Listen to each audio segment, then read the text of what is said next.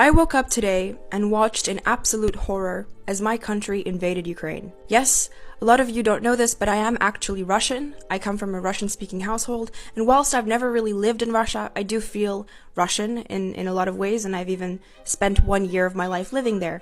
And interestingly, I also have distant family in Ukraine. I may not be a geopolitical expert, but I still feel that I have a duty to speak out about this because I am Russian, I speak English, and I have a platform. Every Russian person that I have spoken to, my friends, my family, we all agree. None of us want this. None of us do.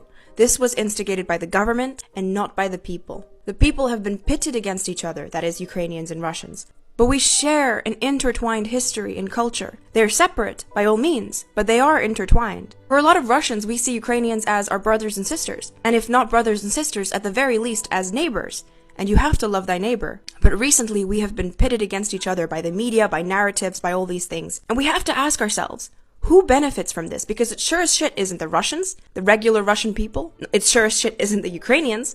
And it sure as shit isn't the Europeans, or even the Americans, who are all going to have to pay extremely high prices for gas now, who will probably see financial recessions, and a destabilized Europe. I heard one Russian person put it best. He said, "I feel like I'm on a bus, and the driver has gone completely mad." That's exactly how I feel. I feel like I'm on that bus, and the driver has gone completely mad. And there's nothing we can do. I know a lot of you want Russian people to actively speak out about this on social media, but you also have to remember that Russia is infamous for its government's stronghold over the internet spheres.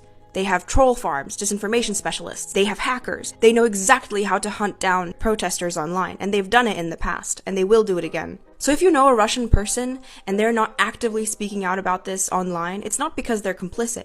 It might be because they are terrified of speaking out, as there is a proven track record of persecution of protesters in Russia. The only people that are going to benefit from this, in my opinion, are the people who make billions off of bloodshed. The military-industrial complex, for example. But not the Russians, not the Europeans, and above all, not the Ukrainians. So please send your support to Ukraine. But please remember that the average Russian person does not want this, or even have anything to do with this.